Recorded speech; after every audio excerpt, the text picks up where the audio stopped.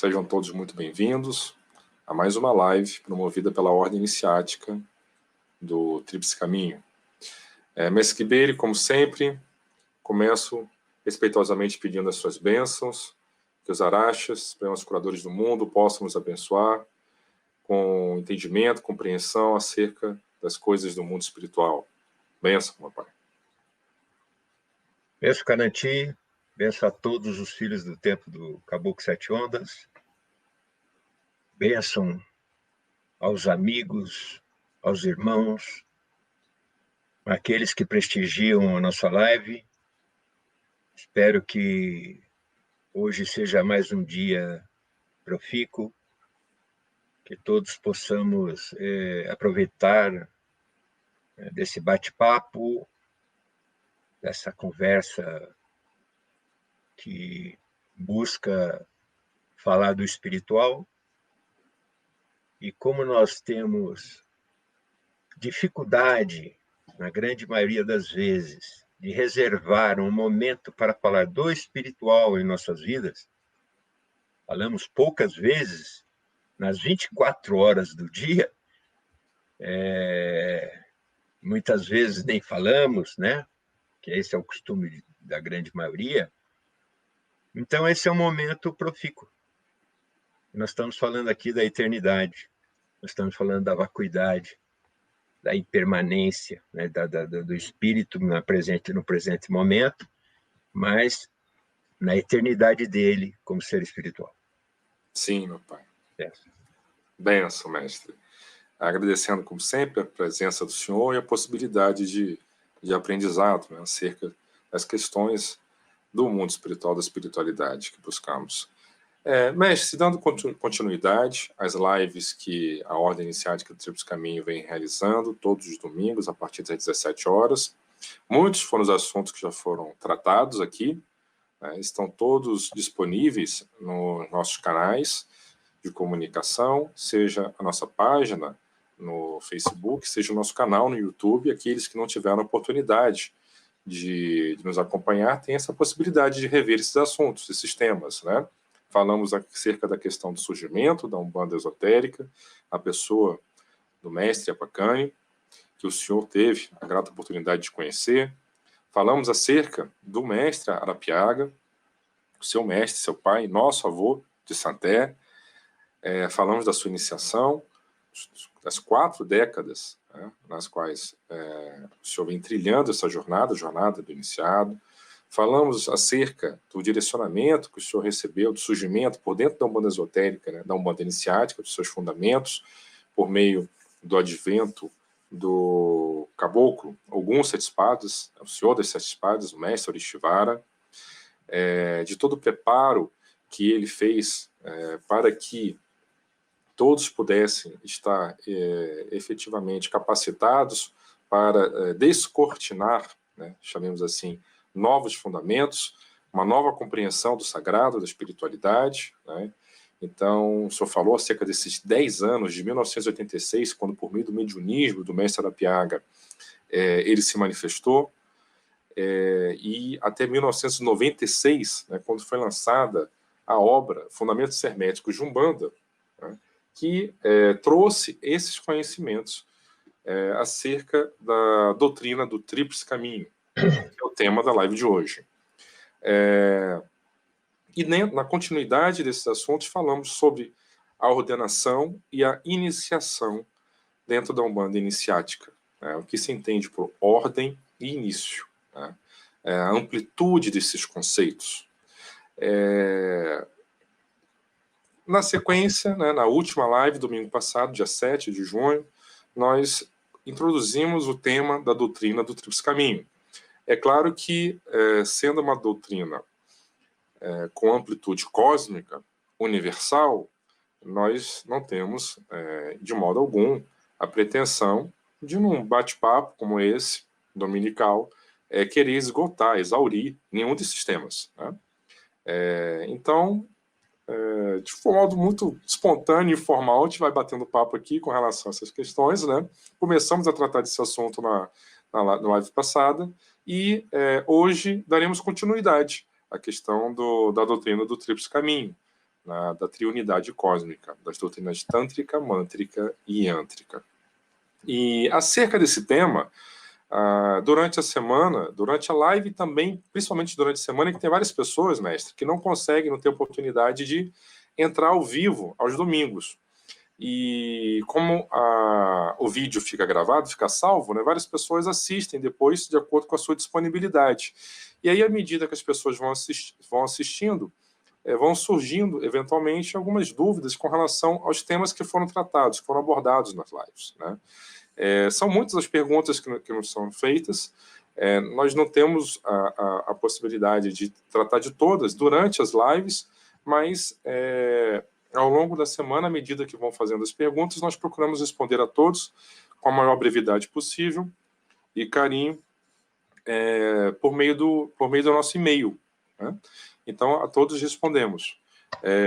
De todas essas perguntas, mestre, eu tomei a liberdade de separar duas, né, que me chamaram a atenção, que guardam relação com aquilo que nós começamos a falar. Nós falávamos, então, acerca da doutrina do Tríplice Caminho, da doutrina tântrica, mântrica e yântrica, né? E acerca dos aspectos do tantrismo, do tantra, nos foi feita uma pergunta. A pergunta é a seguinte, mestre: o que devemos entender por Umbanda tântrica, né? Qual seria, então, em que consistiria essa chamada Umbanda tântrica? Quando as pessoas falam em Umbanda tântrica, o que nós devemos entender com relação a isso? A primeira pergunta que nos foi feita, que eu selecionei. Posso responder? Perfeitamente, papai. Por gentileza. Parece que essa pergunta, em um determinado momento, em alguma live, eu já falei alguma coisa a respeito. Especificamente, falar assim, Umbanda tântrica, eu não entendo desta maneira. Entendo da maneira que o mestre nos proporcionou entender.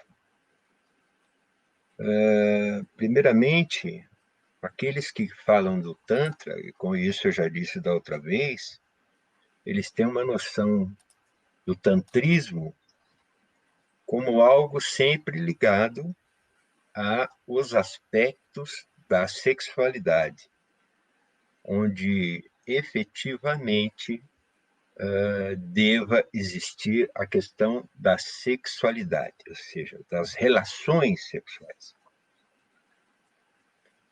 O Tantra é muito maior que isso. Por quê? Historicamente, eu já tinha falado isso, volto a falar, só para dar prosseguimento ao raciocínio. Pois não, mestre. O Tantra foi das que eu posso chamar de filosofia, foi a última das filosofias.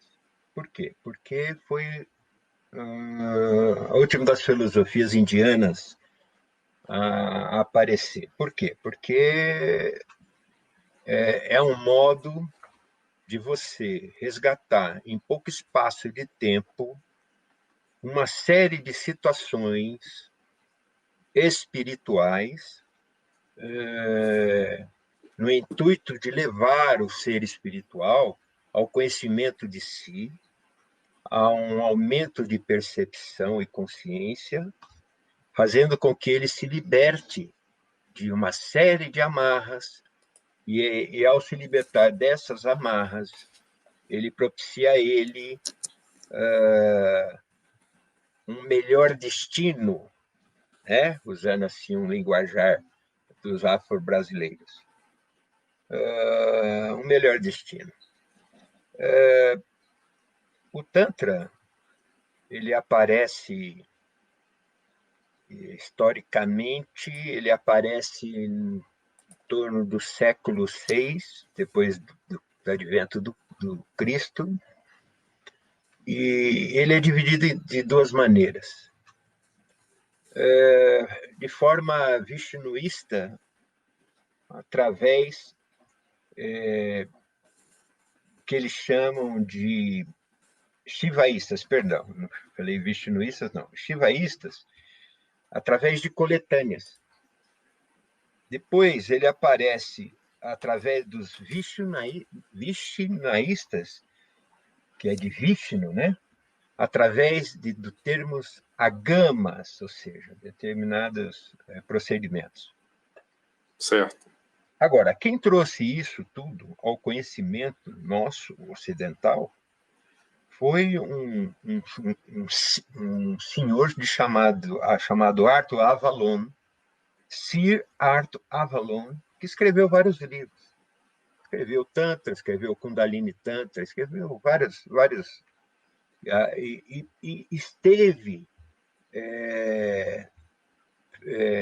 Esteve no Oriente. Ele só teve essa condição porque ele participou de um templo e depois de participar desse templo, ele revelou ao Ocidente essas condições. Traduziu várias obras, né, meu pai? Mas isso para nós que falamos da Umbanda, ele tem uma conotação de conhecimento, porque eles separaram esse Tantra como o Tantra branco, o Tantra negro, e eles chamavam, e até criaram um Tantra cinza, ou seja, o meio termo entre uma coisa e outra. Certo. Mas isso para nós era importante, como eu disse, como conhecimento, como entendimento histórico, conhecimento de... o Tantra negro utilizava-se do Maituna, ou seja, nos rituais era preponderante a relação. Nós estou falando aqui para adultos, não estou falando para crianças, certo? Então, sim, senhor. Para relações sexuais. Mas então, mestre, poderia perguntar a alguém quando o senhor fala de Tantra, essas coisas da Umbanda, é isso? Não falei nada disso. Eu estou querendo dizer que eles tinham essa conotação. Por quê?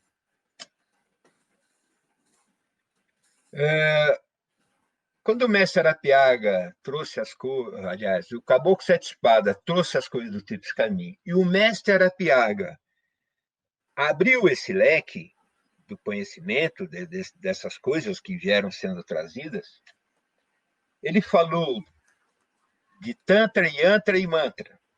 Quando ele falou de mantra, ele não falava apenas do mantra, mas ele falava da unidade mantra. Certo. Quando ele falou de Tantra, ele falou da unidade da doutrina tântrica. Ou seja, era um elemento que fazia parte desse processo todo. Ou seja, o Tantra era um elemento que fazia parte, ou seja, ele era a unidade dessa doutrina toda. Okay. Eu, continuando isso... Sim, meu pai. Ele dividiu da seguinte maneira. Ele pôs Tantra do movimento, Tantra do som, Tantra da luz. Ou seja, o Tantra permeia com todos aqueles aspectos, som, luz e movimento. Ele permeia, então eu posso dizer assim, Tantra yântrico, Tantra mantrânico ou mântrico e Tantra do Tantra por si só. Certo? Certo. Por que só? Porque talvez seja confuso para aqueles que não conhecem essas coisas, mas eu não tenho como falar diferente. Porque esse é um assunto, como eu falei, é um assunto que não é para criança. Não porque eu vou falar coisas para maiores de 18 anos, mas estou falando para crianças espirituais. E eu acredito que ninguém que está aqui ouvindo são crianças espirituais. Então,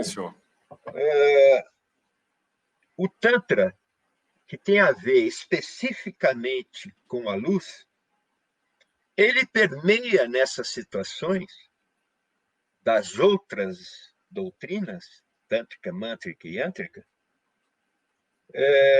porque faz com que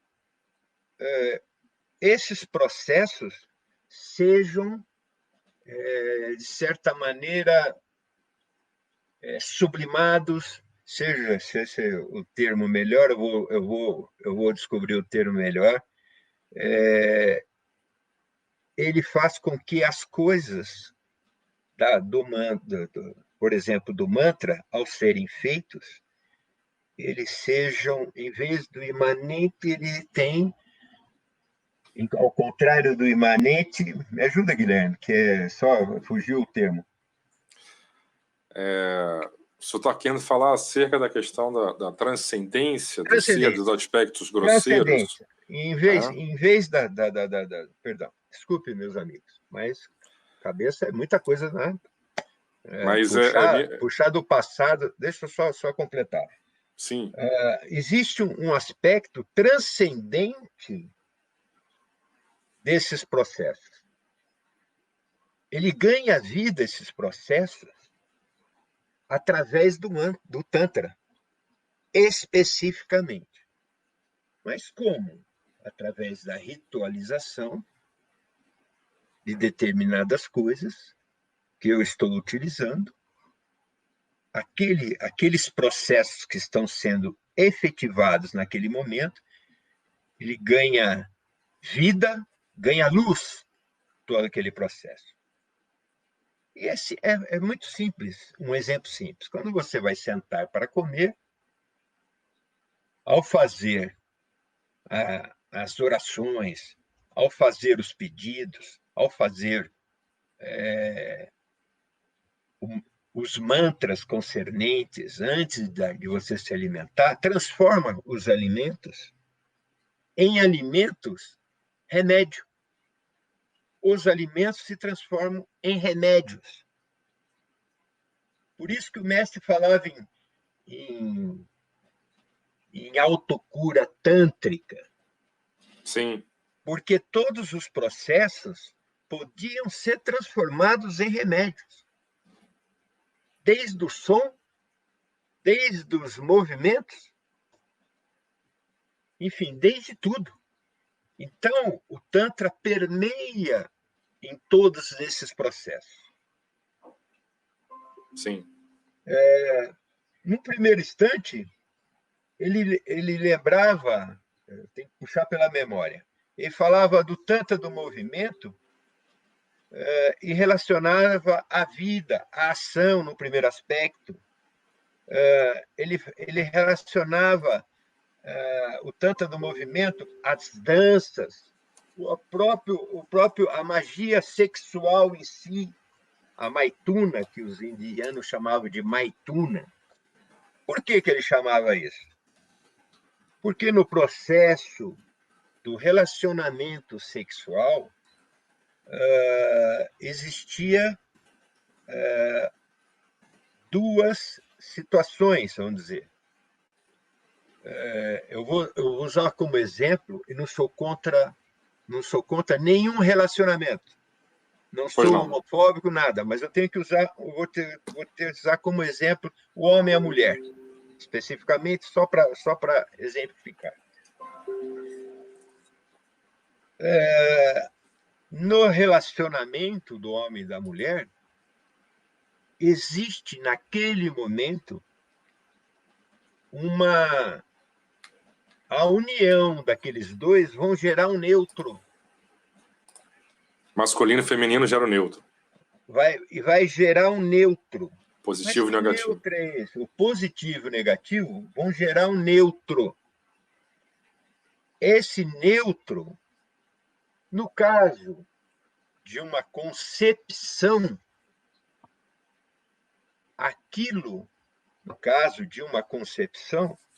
naquele exato momento, vai se fazer a luz. Vai se fazer a luz. Por isso que as mulheres, quando iam parir, deu a luz.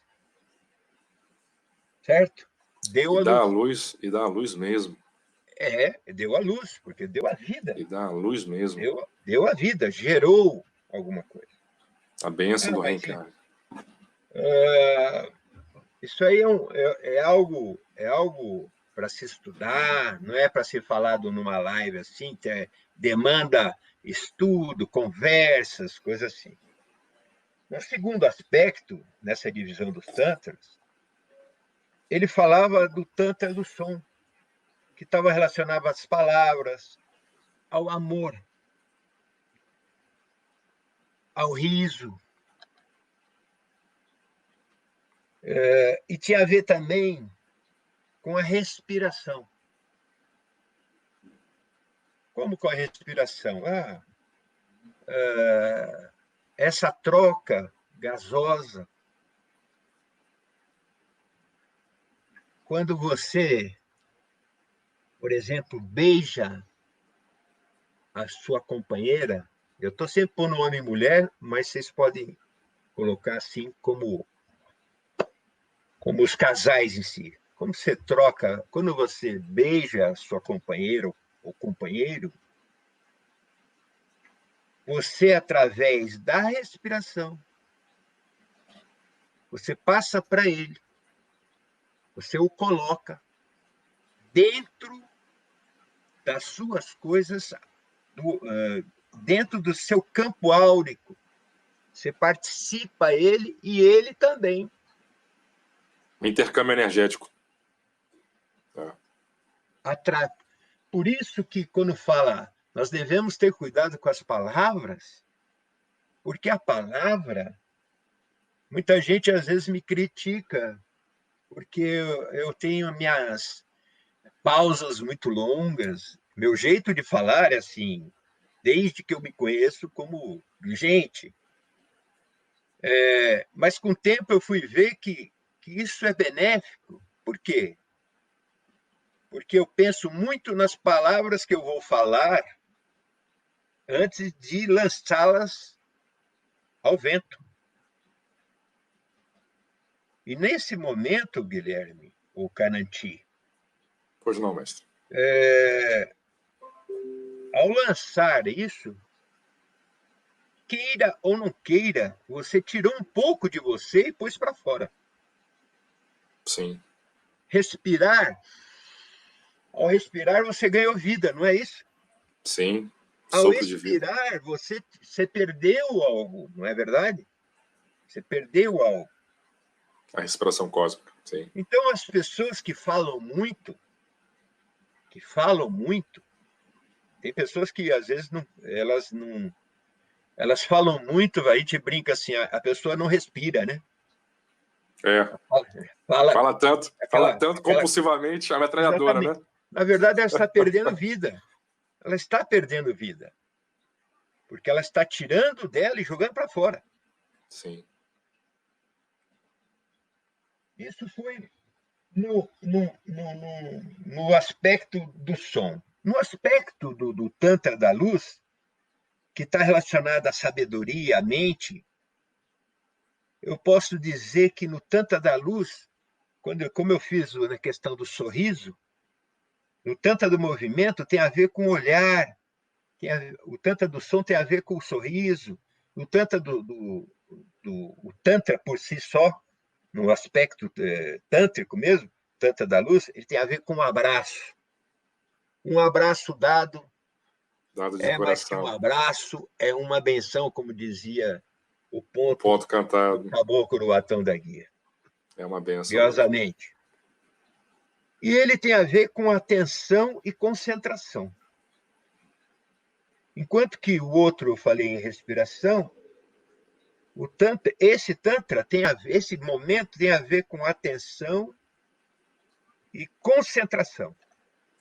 Tanto é que quando você vai fazer meditação, você tem que estar centrado, concentrado. Sim. Você faz isso focado em algo. E num quarto aspecto, de uma forma que a gente chama, que o mestre chamou de tantra de síntese, que aí já, esse tantra de síntese com certeza vai demorar talvez muitas centenas de anos, ele tem a ver com a mente sutilíssima. Você lembra quando eu falava Quando eu fiz uma homenagem para o mestre a live passada, eu falei, eu desejo que isso que eu estou falando seja uma oferenda densa, sutil e E sutilíssima. sutilíssima. Sim, senhor, lembro. É porque nas coisas de síntese, esse aspecto sutilíssimo está no último degrau, está lá em cima. Sim. Está relacionado aqui, ó, com as coisas da mente. Enquanto que as formas sutis, quando fala as oferendas sutis, está relacionada aqui, ó, com o coração. E a forma mais densa, é óbvio, é aquilo que você faz, está a ver com o mais denso, que é a oferenda em si. E nesse momento, como eu falei, mas se eu falei de atenção, concentração, existe a visualização e a meditação em si. Bom, isso especificamente, eu falei das formas do Tantra que estão relacionadas às coisas do tríplice caminho. Falei que é uma medida, é uma unidade da doutrina tântrica. Sim. Então, se eu falar assim, Umbanda tântrica, eu vou falar que é um erro, porque a Umbanda é tântrica, mântrica e ântrica. É um conjunto dessas coisas. Sim. Basta pensar que Umbanda, Umbandá, Umbandarum significa conjunto das leis divinas. Certo? Sim, meu pai. Conjunto das leis divinas. Talvez a pessoa que perguntou isso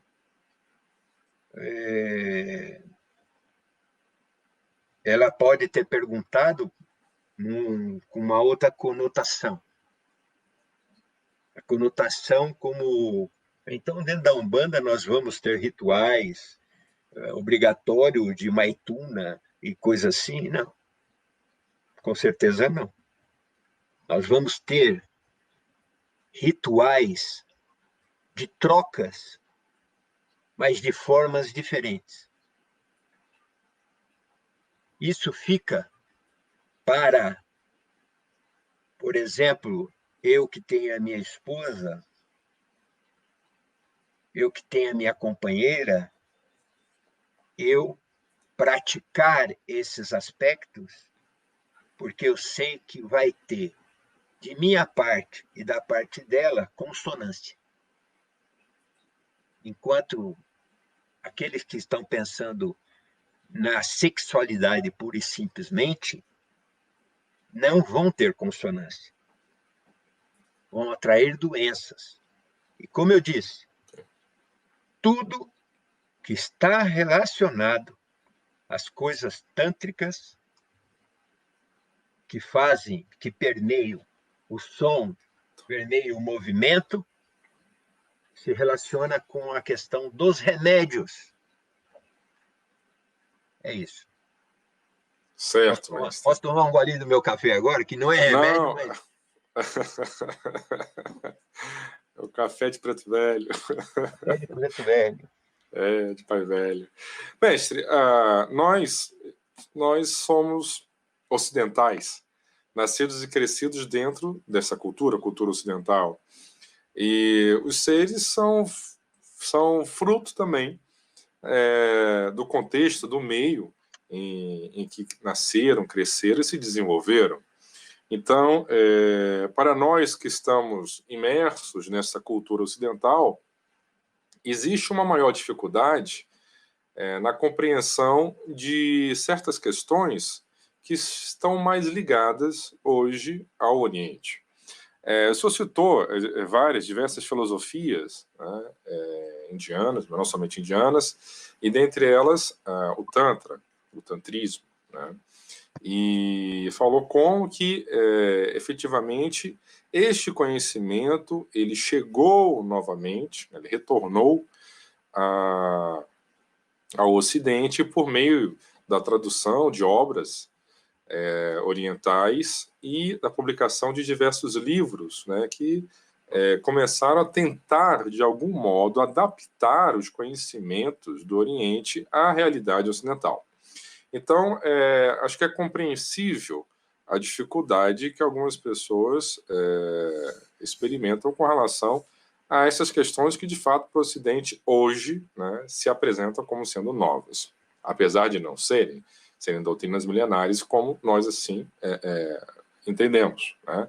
E uma luz que partiu do Ocidente para o Oriente e que está retornando, o movimento de retorno dessa luz, como foi dito na profecia do 13º Dalai Lama, né? Que a luz retornaria a partir de 1950 para o Ocidente. Então, e é curioso que em 1946, né, nós tivemos o mestre Yapakani recebe as ordens de direito de trabalho. Em 1950, existe o encarne do mestre Arapiaga. E em 1956, é lançada a primeira obra do mestre Yapakani, né, Umbanda de Todos Nós. Então, a gente tem efetivamente, historicamente, comprovado uma série de movimentos por dentro do movimento religioso bandista, mas não só, com relação a esse retorno da luz, né? E quantos anos não se passaram, de 56, quando o mestre Yapakani lançou sua obra, para 1986, quando ocorre o advento do caboclo Ogum Sete Espadas, e o início de uma série de ritos preparatórios para que somente 10 anos depois pudessem ser publicizados os conceitos relativos ao aspecto cósmico dessa doutrina. É uma doutrina que, como o senhor colocou, é triuna. Então, acho que da fala do senhor a gente pode entender, primeiro, que o Tantra, ele não pode ser disso. O Tantra é somente uma unidade, é a unidade básica, basilar, da doutrina tântrica, que é muito maior. Assim como o mantra, ou da doutrina mântrica e yantra, da doutrina yântrica, né? Primeira coisa. Segundo, é necessário ter muito cuidado, muita atenção com relação a um conhecimento que está retornando do Oriente para o Ocidente e que muitas vezes é mal interpretado e mal direcionado. Infelizmente, não, existem pessoas que acabam por desvirtuar algo que é sagrado, né? Como nós dizemos, tornando-o profano, utilizando de forma inadequada, de forma desequilibrada, pois o tantrismo e o tantra, né? Tantra, Tanatara, o caminho da iluminação, a via da iluminação, da ascensão, do esclarecimento, da libertação da consciência, não tem absolutamente nada a ver com esses aspectos completamente deturpados, da sexualidade desequilibrada, desenfreada, essa postura animalizada e grotesca que muitas vezes algumas pessoas que se colocam como praticantes do tantrismo apresentam. Pelo contrário, o sexo, para nós, é algo sagrado, e talvez um dos maiores mistérios, porque o sexo, a união do masculino e do feminino, do positivo e do negativo. Negativo não com a carga de pejoratividade que muitas vezes algumas pessoas tentam imprimir, mas negativo enquanto traduz a ideia de passividade, enquanto o positivo traduz a ideia de atividade. Então, o ativo e o passivo que o senhor falava, que se complementam num todo harmonioso, restabelecendo a unidade primeva. Então... Só um acréscimo, André, antes para não perder o fio da sua meada. Sim. Para aquelas pessoas, as pessoas podem estar se perguntando, mas ele está falando de homem e mulher só? De feminino e masculino? Não. Tanto é que nos relacionamentos entre homem com homem, mulher com mulher, sempre alguém possui uma atitude passiva ou outra ativa. E todo esse processo é possível a partir do momento que exista efetivamente amor na relação. E esse amor faça com que esse processo seja sublimado, certo? Para que as pessoas não pensem que nós estamos falando de uma coisa que só favorece casais de homens e mulheres. E só mais uma colocação. Você fez uma citação e não falou a fonte. Qual? Quando você falou, olha, o Dalai Lama, o 13º Dalai Lama, coisa assim, Sim, sim. essa fonte vem da Alexandra David-Néel, foi a primeira mulher que percorreu todo o Oriente, lá, principalmente o Tibete, e pegou essas previsões do 13º Dalai para aquele que estava chegando, que é o atual, e nesta previsão fala sobre que viria em 50, que reencarnaria na América do Sul em 50 o poderoso Ofusang. Ofusang, no termo chinês, significa aquele que é o maior dos lamas. Aquele que é o maior dos lamas, é o cargo maior daquelas coisas dos lamas. Não que ele é o Buda, ele é o maior dos lamas. Só para complementar e corroborar contigo o que você está falando. Desculpa. Sim, meu pai. Não, pelo amor de Deus, misericórdia. A obra da Alexandra David-Néel, inclusive, toma a liberdade de recomendar, porque é uma experiência interna, de dentro, ela efetivamente vivenciou, não é uma observadora externa, ela foi admitida e participou de diversos rituais, e enquanto observadora de dentro, uma visão interna, de quem vivencia esses aspectos, ela pôde trazer, e foi muito feliz, ao trazer esses conhecimentos de volta para o Ocidente, e como o senhor colocou, dentre várias obras, no final de Tantra no Tibete, ela coloca essa profecia do 13º Dalai Lama, interessantíssima, pelo fato de que efetivamente ela veio a se cumprir, porque o 13º Dalai Lama previu a invasão chinesa do Tibete, e o que de fato ocorreu. Ele chama as forças chinesas de as forças da Fênix Vermelha, né? E houve a expropriação das terras tibetanas, a invasão dos templos, o governo chinês, a morte de muitos, e o refúgio do 14º Dalai Lama, que é o atual, né? Até hoje ele vive no exílio. Então é muito interessante, recomendamos a leitura, né? Mas mestre, retomando a questão que o senhor estava falando, acho que é fundamental entendermos que estamos diante de uma realidade que não é somente trina, mas é triuna, né? Então são três aspectos de uma mesma coisa. Não tem como se falar de Umbanda tântrica, né, isoladamente, como se a doutrina tântrica ela não estivesse interligada com a doutrina mântrica, a doutrina yântrica. Lógico. Então, nós entendemos que é inadequado, né, que não é correto tentar, pela conceituação, pela limitação, tentar restringir, né, e se falar em Umbanda tântrica, ou em Umbanda mântrica, ou em Umbanda yântrica. Porque, na verdade, a Umbanda iniciática, ela contempla, na sua doutrina, no seu corpo doutrinário, essas três doutrinas que caminham interligadas juntos. É por isso que se fala em triunidade cósmica, né? Esses três fenômenos não estão dissociados, estão interligados. Eles ocorreram ao mesmo tempo e até hoje persistem, né? No macrocosmo e no microcosmo, representado, como o senhor colocou, pelos organismos mental, astral e etéreo-físico, né? Sede, respectivamente, dos pensamentos, sentimentos e das ações dos seres humanos. Exatamente. Então, existe essa interligação, né, entre esses três planos. E o senhor destacou o amor, e isso eu queria colocar. né? O amor como a mola mestre, como elemento fundamental em todas as ações, no nosso comportamento, nas nossas atitudes, e é o grande diferencial e o que nos distancia e afasta de um comportamento bestializado, animalizado, rumo à angelitude, se assim posso me exprimir, né? Acho que é um pouco forçado, é um termo, né? É um termo.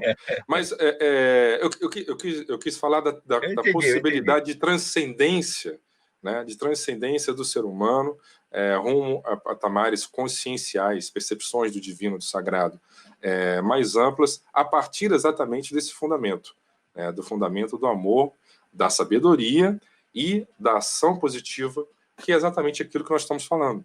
Então, assim, o Tantra ele possui diversos aspectos. E, efetivamente, nós não temos como aqui, né, numa live, adentrar em cada um desses fundamentos, né? Nem é a nossa intenção, né? Nem essa é a nossa intenção. Então, assim, na verdade, muitas das coisas, né, que aqui falamos só podem, efetivamente, ser desdobradas, como devem ser, no interior de um templo, de uma ordem iniciática, sob a orientação de um mestre de iniciação, né? Que vai saber dar o direcionamento devido a cada um desses aspectos, né? Mas, mestre, essa foi uma das dúvidas, né? Um dos questionamentos. Eu separei dois, né?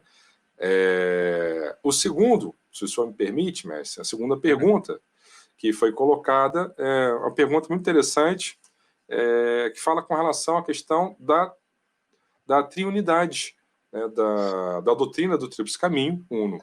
Nós falamos muito com relação à questão da doutrina do Tríplice Caminho, a doutrina tântrica, mântrica e yântrica, a relação com a luz, o som, o movimento, e o triângulo místico das formas de apresentação dentro da Umbanda, né? Ou seja, sim, as entidades se apresentam, no primeiro momento se apresentaram na forma de crianças, na forma, a roupagem fluídica, né? Travestidos, adaptando, modelando o seu corpo astral, na forma de apresentação de crianças, de caboclos e de pretos velhos. Isso guarda relação com a doutrina do Tríplice Caminho, né? Por dentro da Umbanda, que é chamada paralela ativa da lei. A pergunta... Essa é a pergunta de um... Isso, a pergunta que foi feita. A pessoa quer saber o seguinte, como é que nós poderíamos interpretar a doutrina do Tríplice Caminho quando nós falamos acerca da paralela passiva da lei, né? Ou seja, não da ordenação, mas da execução, não dos orixás, mas dos exus guardiões, né? Então, dentro da Quimbanda, por dentro da Quimbanda, como é que se manifesta a doutrina do Tríplice Caminho? Bueno. Bom, hoje a live está assim, de uma forma que se alguém entrar nessa live hoje, caiu de paraquedas, por exemplo. Estou vendo lá Umbanda, vai falar. Eu acho que eu caí numa coisa que não tem nada a ver com Umbanda, porque eu não estou ouvindo falar de caboclo, preto velho, criança, Exu, essas coisas, né? Porque nós estamos falando todas essas... quando a gente fala essas coisas, as pessoas falam, mas tudo isso é Umbanda? Sim. Tudo isso é Umbanda? Sim. E existe um encadeamento em todo esse processo. Então, quando falamos em unidade do Tantra, unidade do Mantra, unidade do Yantra, todo esse processo está encadeado. É uma grande malha. Todos os conhecimentos. Não sei se você está me ouvindo, que meu som aqui está meio estranho. Não, eu estou ouvindo só perfeitamente.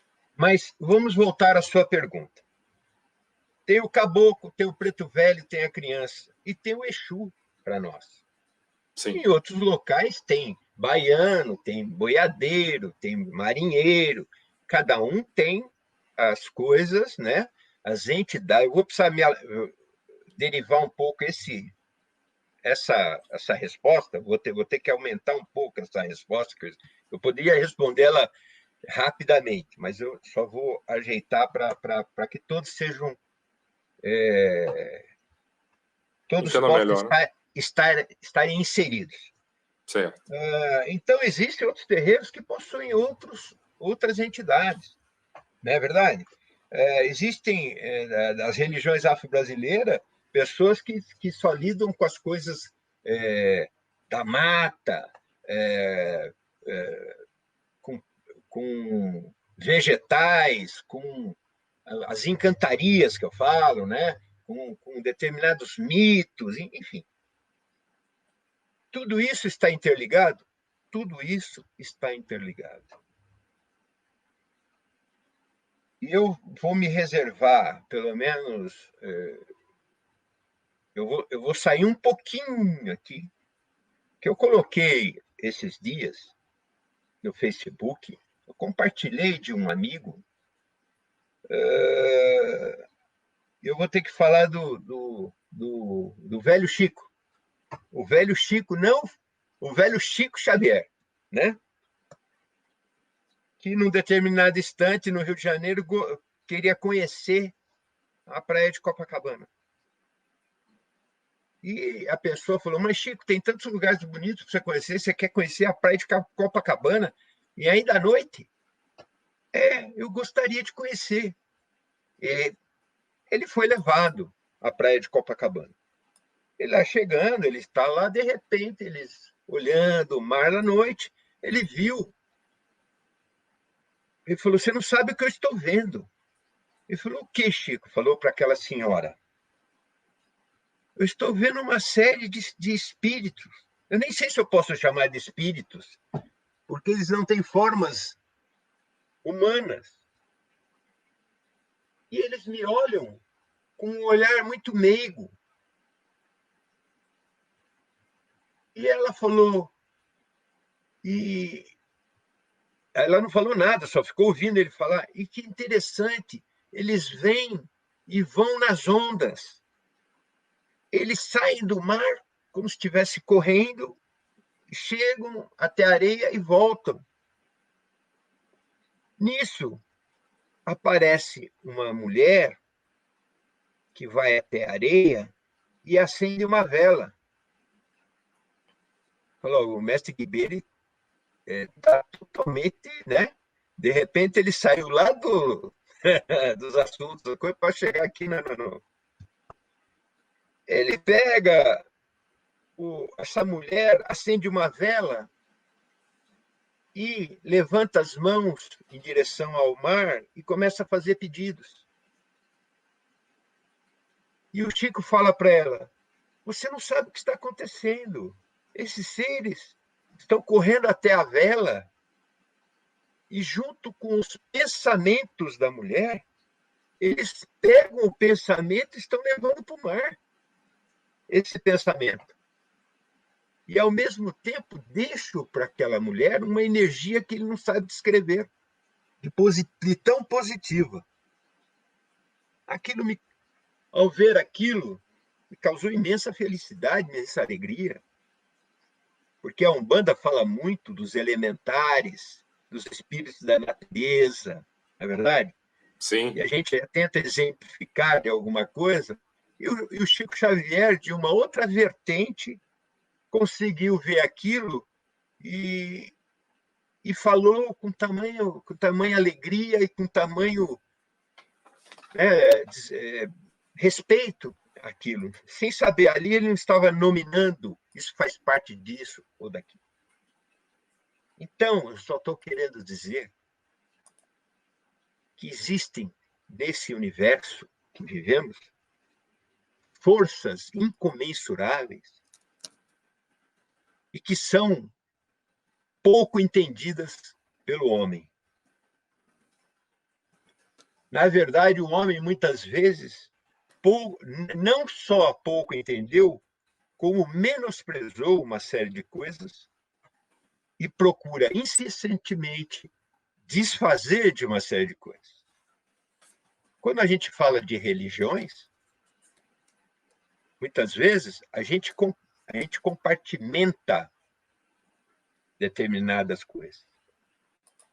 fazendo certo. com que essas coisas não ganhem um horizonte maior. A Umbanda do Tríplice Caminho está falando de algo maior. Algo maior que não é elitista, porque ela fala da natureza, ela fala da humanidade, dos relacionamentos, que eu acabei de falar sobre isso agora, das Sim, relações, da relação humana.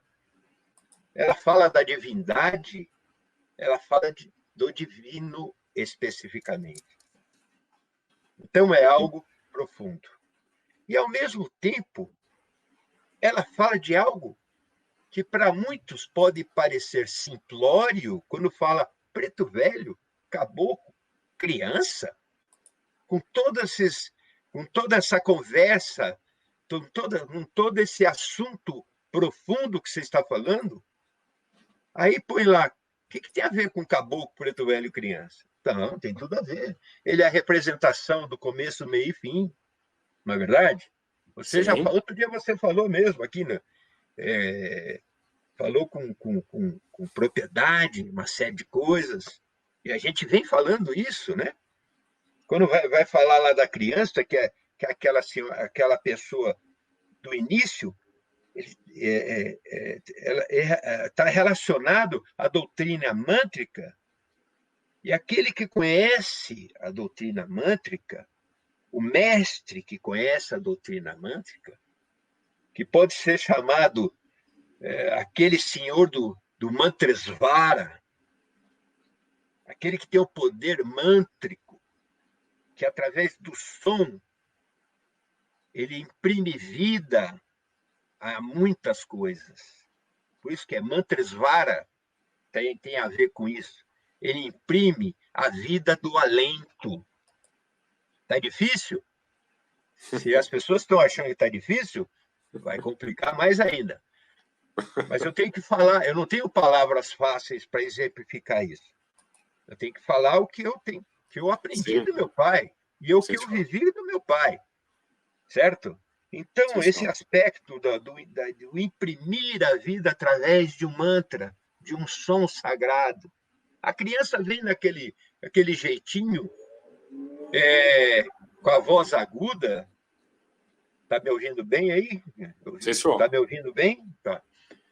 Com aquela aguda, ou seja, ela está num extremo da leitura do espectro, posso chamar de espectro sonoro, do espectro, se eu posso chamar de espectro sonoro, ela está num canto, ou seja, lá no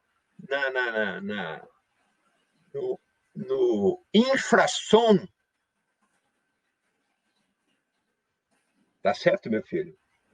Infrassom? Tá certo? Eu estou aqui com o meu filho de santo, né?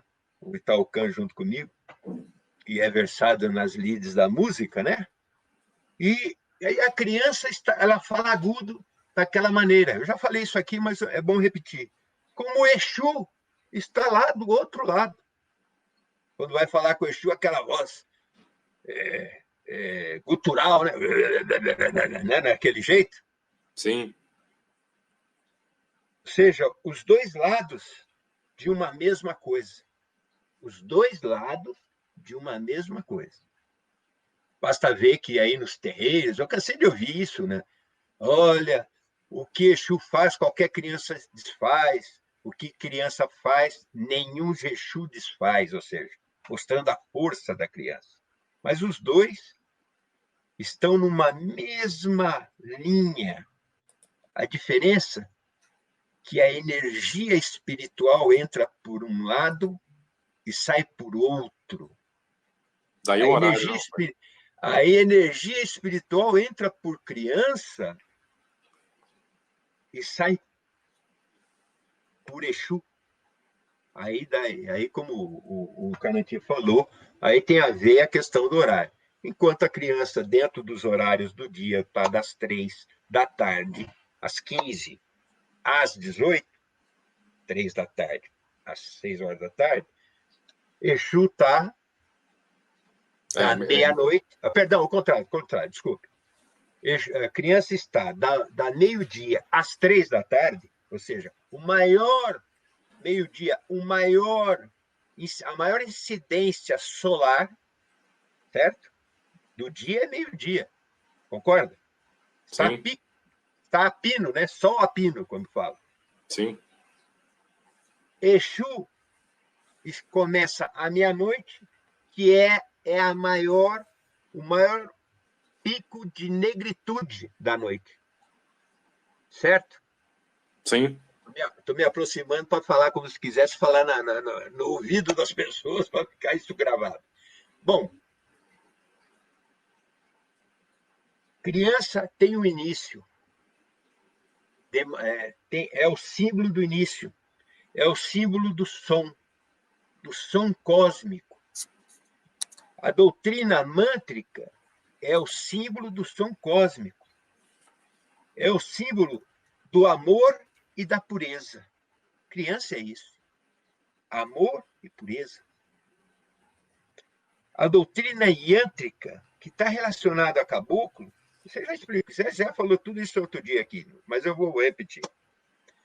Pois não, ele está relacionado a um movimento cósmico. Movimento cósmico.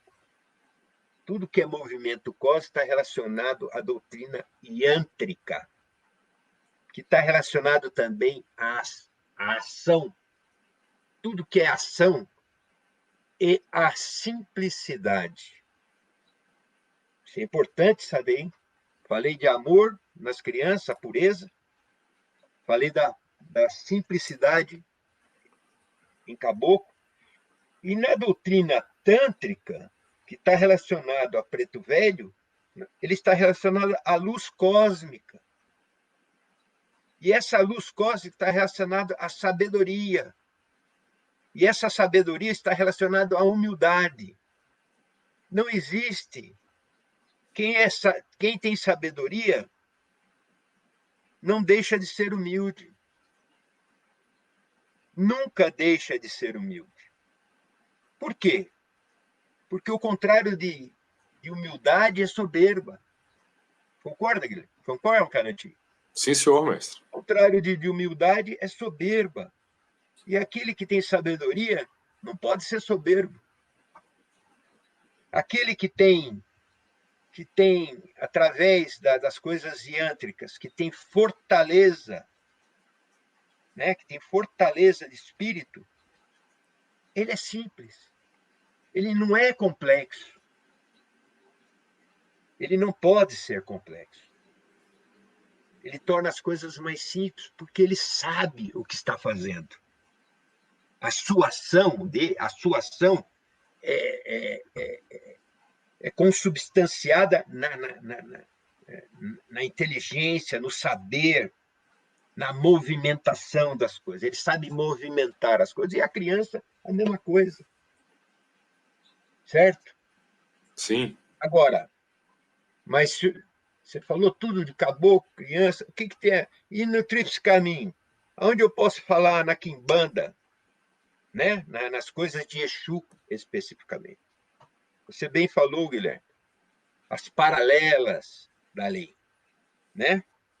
Sim, senhor. Você iniciou falando assim, né? Foi. Tomou um pouco d'água. Eu vi você tomando água, deixa eu tomar um pouco. Tem que tomar para hidratar as cordas vocais. Isso. Eu falei da doutrina mântrica. Sim.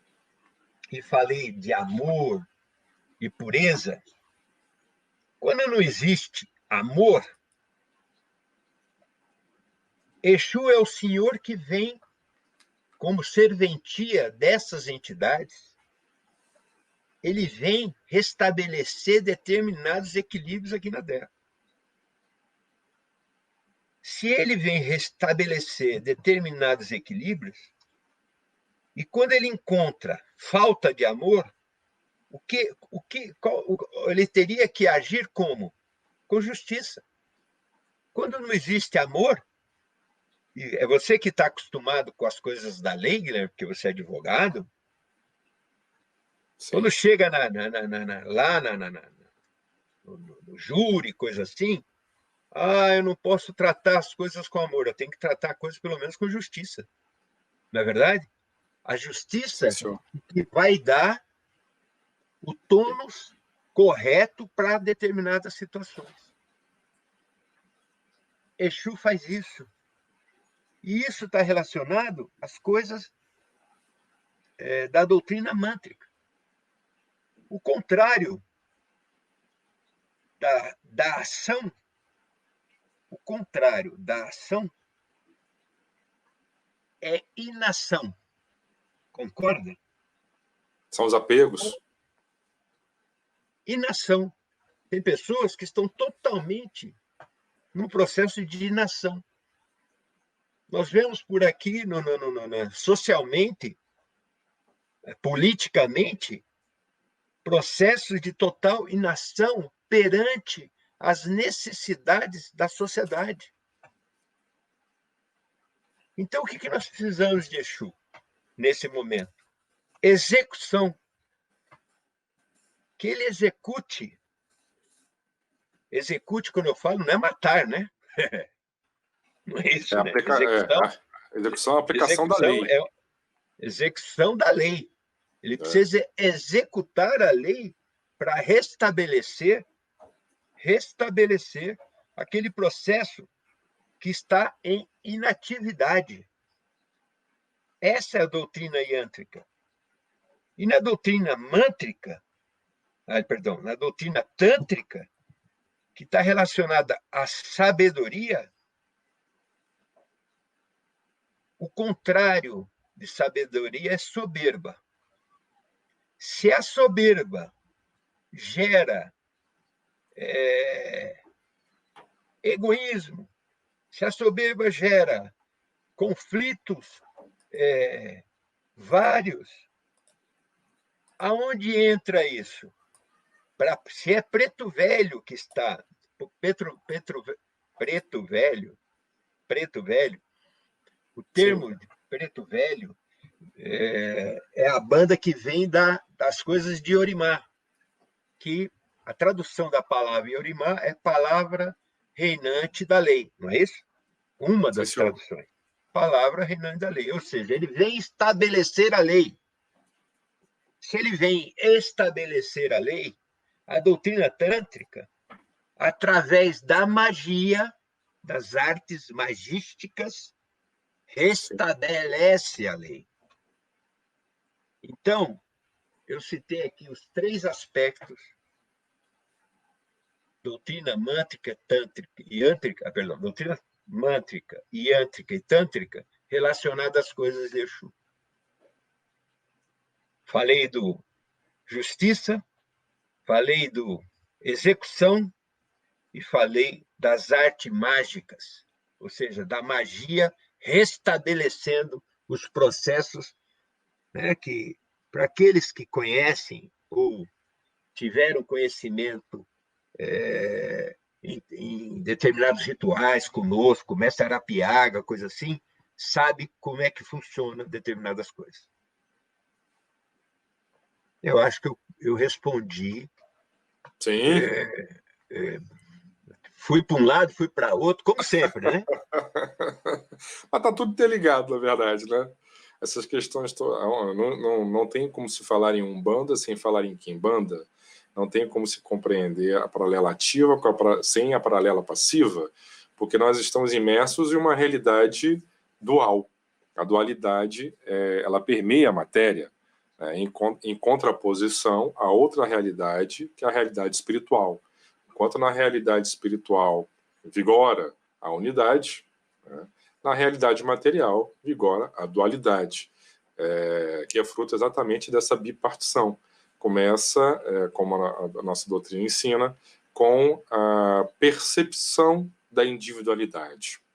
No momento que a consciência espiritual desenvolve essa autopercepção, a percepção da individualidade ela surge, a percepção do eu e do não eu, daquilo que é diferente de mim, né, surge, brota, eclode o germe, a semente da dualidade, ainda nessa outra realidade, a realidade espiritual, que acabará por se manifestar na matéria. Exato. Então, o ambiente material, o reino material, a realidade material, onde existe a interpenetração da matéria, da matéria-massa, e aqui, entendendo, quando a gente fala de matéria de energia, né, que são realidades completamente diferentes da do espírito, o espírito é desprovido de energia, de matéria. Né? A constituição, a natureza do espírito é diversa. Né? O espírito não é constituído de energia e de matéria. O espírito, ele utiliza, ele se vale da energia e da matéria para poder concretizar determinados atributos. Né? E o faz de forma trina, por meio dos seus organismos mental, astral e etero-físico, que o senhor falava, respectivamente a sede dos pensamentos, sentimentos e ações, que está interligado com essa doutrina que falamos com os 3 fenômenos cosmogenéticos, da luz, do som e do movimento. Então, eu dizia, quando a consciência espiritual, a partir do momento da eternidade, em que a consciência espiritual teve a percepção, né, dual, do eu e do não eu, quando surge essa percepção de individualidade, surge essa necessidade de, por meio da interpenetração na matéria, né, no que os físicos chamam de tecido espaço-temporal, poder concretizar esses atributos da consciência espiritual. Né? Por isso que, como nós falamos na nossa doutrina, irá surgir a protoforma da matéria, né, o que foi utilizado para que esse tecido espaço-temporal pudesse ser constituído, que nós chamamos de substância etérica, que vai ser ordenada.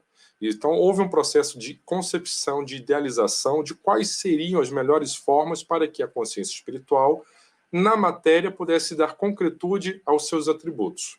Isso foi feito pelos araxas, né, ou orixás. Sim. Se existe essa idealização, houve também, pelo outro lado, a concretização dessa vontade. Então, o poder volitivo dos orixás, o poder de idealização, de realização, foi concretizado por meio dos Exus guardiões, né? Dos Esseias, como nós chamamos na Umbanda. Exatamente. Então, esses Esseias, eles vão efetivamente dar concretude ao poder volitivo dos araxas, tornando, por meio da trindade, constituindo a chamada setessência da matéria, por meio da triunidade, ou seja, da luz, do som e do movimento. Eu queria só, fazendo já um diálogo e um link entre o saber religioso e o saber científico, porque nós somos convergentes. Nós buscamos a síntese, nós buscamos sempre restabelecer a unidade, né? Voltar no tempo rumo à tradição primeva. Quando nós falamos em 3 fenômenos cosmogenéticos, aqui apontando a luz, o som e o movimento, né, como base da doutrina do Tríplice Caminho, nós não estamos limitando ao conceito atual. A conceituação que temos desses 3 termos é completamente diferente. Então, luz não se resume aos fótons, assim como o som não se resume a ondas mecânicas. O conceito é muito maior. Da mesma forma, os fenômenos que hoje a ciência já consegue identificar, né, que ocorreram no momento do Big Bang, dessa grande explosão, segundo a teoria hoje dominante, que são a força gravitacional, a força eletrodinâmica, a força fraca e a força forte, né, também são os únicos 4 fenômenos hoje identificados. Agora, existem outros fenômenos que a ciência ainda irá descobrir, né? E a espiritualidade, inclusive, tem trabalhado por dentro desses ramos do saber para poder incrementar cada vez mais a percepção da humanidade acerca da realidade espiritual, né? E mesmo esses 4 fenômenos também têm conceitos bem diferentes para nós. Eu gostaria dessas 4 forças fenomênicas citar somente o exemplo da força gravitacional. O mestre Arapiaga, inclusive no Rito do Senhor, que se encontra disponível no nosso canal do YouTube, ele fala disso, ele fala da força gravitacional karmânica, ou seja, atribuindo uma nova conotação, uma nova conceituação, um novo trato e abordagem desse fenômeno que a ciência já há muito, né? A ciência já fala. Então, a força gravitacional karmânica, como sendo a expressão dessa lei dos orixás, concretizada pelos Exus, que o senhor falava, que regula a experiência das consciências espirituais no reino da matéria. Então, essa regulação, essa ordenação, esses ciclos e ritmos determinados, né, que vão equilibrar o destino dos seres, das criaturas no universo astral, está expresso por meio da doutrina tântrica, mântrica e yântrica. Então, é uma coisa que, na verdade, nós estamos aqui a falar, mas é tão grande, é tamanha, né, que nós estamos aqui somente a dedilhar, né, com uma visão muito parca, muito ínfima, né, da magnitude do que essa doutrina que foi revelada pelo mundo espiritual por meio do mediunismo do mestre Arapiaga, né? Então, tenho certeza que é um caminhar, né? Estamos num caminhar. Essa via da doutrina do tríplice caminho, da trindade cósmica, tanto foi a via da queda, né, que em outras tradições é chamada de queda dos anjos ou expulsão do paraíso, né, da descida ou penetração da consciência espiritual no reino da energia massa, né, da matéria, como também será a via de subida ou ascensão dessas consciências. Né? Então, a consciência espiritual imersa na matéria, ela consegue sublimar determinados aspectos grosseiros, vencer desajustes, curar esses venenos que o senhor falava ainda há pouco, por meio dessa doutrina. Então, existe uma ética, um método e uma epistemologia que sustentam a escola de síntese da qual a Ordem Iniciática do Tríplice Caminho hoje é a guardiã. Né? E essas entidades, esses mestres astrais, né, que extremamente sabiamente souberam, a partir do século XIX, final do século XIX, por meio dos primeiros pontos de lança, introduzir esses conceitos, levando em consideração o grau de consciência daquela coletividade, então, né, se valendo de fatores históricos, culturais, sociais, de arquétipos premeditados, introduziram esse conhecimento cósmico, falando primeiro da criança, do caboclo e do preto velho, né, evocando com isso as raças branca, vermelha e negra, né, a origem europeia, a influência europeia que nós sofremos, a influência ameríndia dos índios brasileiros e a influência africana, né, promovendo com isso o quê? A reunião, o reestabelecimento, o apaziguamento, inclusive, né, cultural e social existente. O Brasil talvez seja o país em que ocorra o maior processo de miscigenação, né? E o próprio Chico Xavier, que o senhor citou, que o senhor sabe que eu sou fã, a sua sexta obra fala do Brasil. Né? Nós falamos já do 13º Dalai Lama e da profecia do 13º Dalai Lama, da luz retornando do Oriente, das terras do Tibete, do Tibetá, né?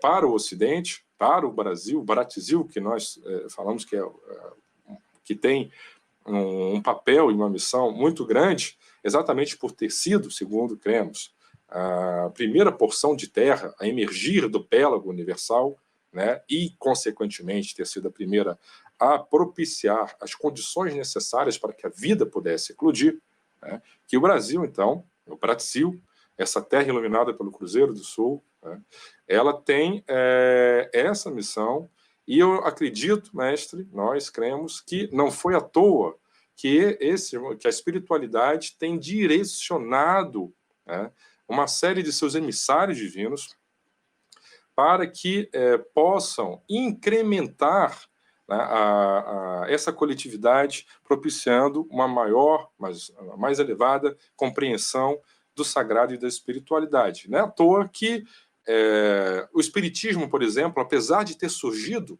né, no século XIX na França, veio a se desenvolver no Brasil. Né? A França hoje predominante, eu posso falar porque o senhor sabe que eu conheço a realidade, né? É um país católico, predominantemente católico, né? E com a presença cada vez mais crescente de imigrantes de religião muçulmana. Mas o espiritismo, apesar de ter surgido na França, não cresceu e se desenvolveu na França, né? foi ganhar adeptos realmente em terras tupiniquins, né? Então, cresceu realmente no Brasil. Da mesma forma, o movimento religioso mandista, né? Que coincidentemente também no século XIX irá eclodir aqui no Brasil, e permitindo uma nova compreensão, né? Como nós estamos num crescente, na verdade é uma caminhada, né? Eu tenho certeza que a espiritualidade anseia por permitir que novos conceitos, né, possam, em um futuro breve, serem revelados. Daí a importância de buscar sempre estar em harmonia com esses ancestrais ilustres, elevando o nosso tônus vibratório, para que possamos ter esse direcionamento, essa elevação em busca do resgate da unidade, né? Mas, mestre, o senhor falava dos três venenos e da cura para eles, né?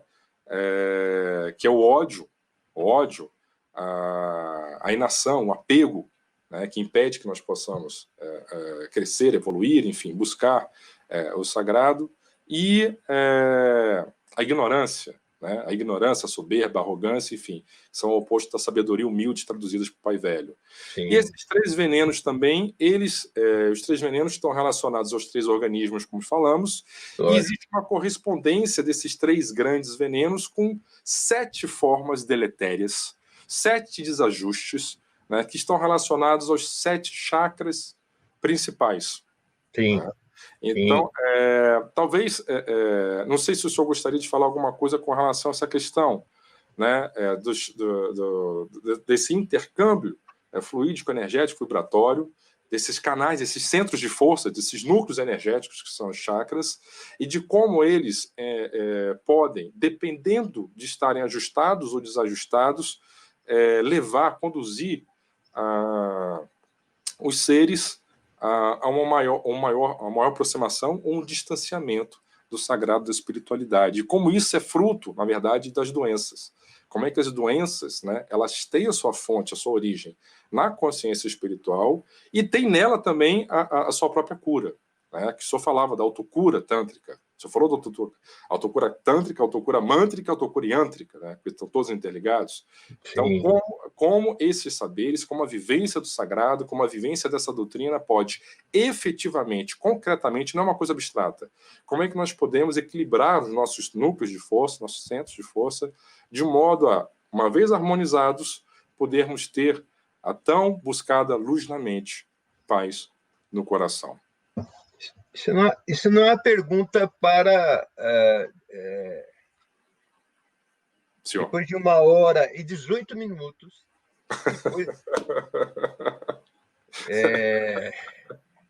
depois da só quer deixar para o próximo... Depois da aula que você deu aqui, sobre todas essas coisas, com propriedade, né, nas coisas que você falou, né? Eu acho que as pessoas... não que as pessoas gostam de ouvir, né? Mas eu vou dar um início para a gente conversar, né, nessas coisas. Sim, senhor.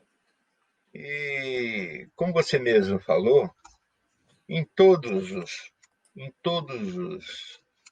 seres humanos existem centros de força, e que o hindu chamou de chakra. Roda, significa roda. Esses centros de força são centros pulsantes. Eles puxam energia, jogam energia. Puxam energia e são pulsantes. Certo? Sim, senhor. Todos nós somos constituídos desses centros de força porque somos seres espirituais que estamos vivenciando uma experiência terrena. Estamos vivenciando uma experiência terrena. Ao vivenciar essa experiência terrena, precisa existir uma troca de nós com o meio. E essa troca se faz por meio desses centros de força. Esses centros de força, se estiverem equilibrados, eles trazem para a pessoa, além do bem-estar, eles trazem equilíbrio no corpo físico, harmonia no coração, ou seja, nas coisas emocionais, sentimentais, nas coisas do coração, e trazem paz e serenidade na mente. Nós sabemos que existem 7, os principais, todo mundo já conhece isso. O do coronário, o chakra lá em cima, da coroa, o chama coronário. O que está relacionado ao mental, aqui frontal, entre os olhos, que é o chakra frontal. O que está relacionado ao laríngeo, o que está relacionado ao coração, que é o cardíaco. Que está relacionado ao abdômen, que é o que chamam de solear, porque é o sol, é onde tudo é queimado, né? Transformado, né? Não é à toa que está relacionado ao Ogum, né? O fogo. Exatamente, é o senhor do... Né? Fogo sagrado. O chakra esplênico, que está relacionado ao Oxóssi, e o chakra, que é o básico, genésico, que está relacionado a Yorimá. Ou seja, então eu tenho 7 principais, certo? Se eu tiver, vou dar uma pequena explicação. Sim, senhor. Se eu tiver aqui o chakra, esse chakra coronário, em desajuste, ele estiver o seu atributo, que é fortaleza, sim, em desajuste, ele estiver de forma passiva, perdão, falei fortaleza. Desequilibrado. Se ele estiver desequilibrado, a pessoa tem uma tendência a ser irado com facilidade. Estado colérico. Se ele estiver em atividade, ele é uma pessoa firme nas suas coisas. Sereno. Por isso que eu falei da serenidade. Se eu estiver aqui no frontal, em passividade, ele vai me levar a...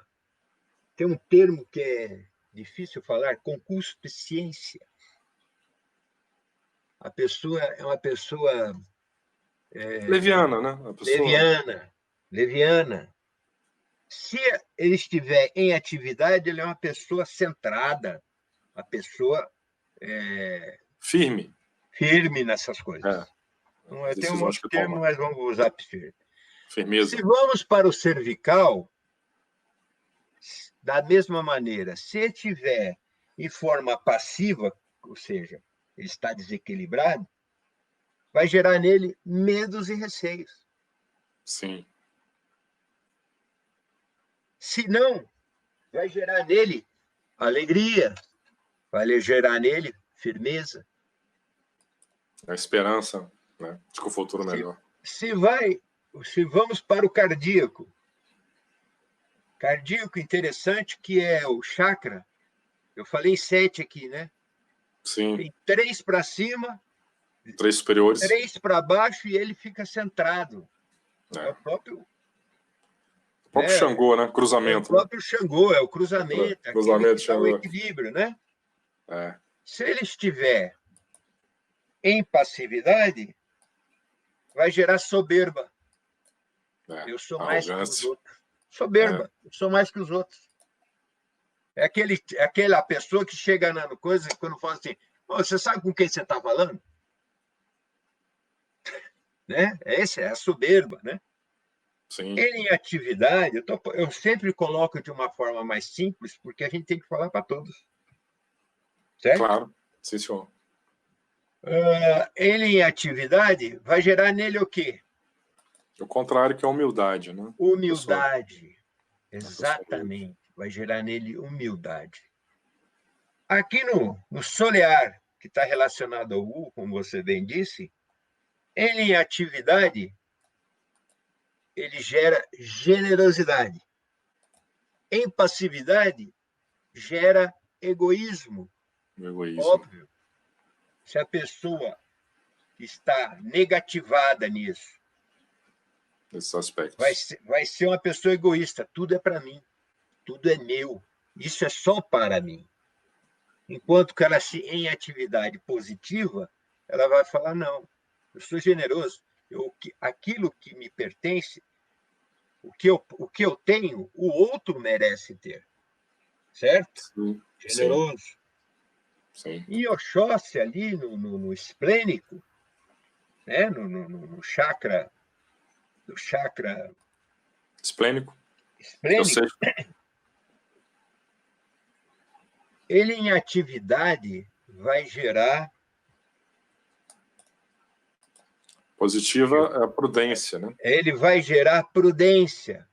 Em negatividade vai gerar imprudência. A pessoa que é afoita, né? Arrebatada. Exato. A pessoa, ele tem uns arroubos repentinos. Arroubos, rompantes. Pessoa desequilibrada. Né? Os termos antigos, arroubos, rompantes, né? O mestre deve ter 140 anos falando isso. E no caso do genésico, ele em atividade gera castidade. Atividade positiva. Em negatividade gera luxúria. A luxúria. Quando eu falo castidade, não é aquela pessoa que entrou numa ordem monástica e não tem sexo, ela é casta. Não, não. Castidade não tem essa conotação. É de ausência de em positividade é o que eu falei lá do Tantra, lembra? Do respeito. Quando você tem ele sublimado, quando você tem esses aspectos elevados, ou seja, um Tantra da luz superior, certo? Que leva à castidade. Agora, em negatividade, ele leva à luxúria. Quando eu falei daqueles aspectos de pessoas, entende o Tantra.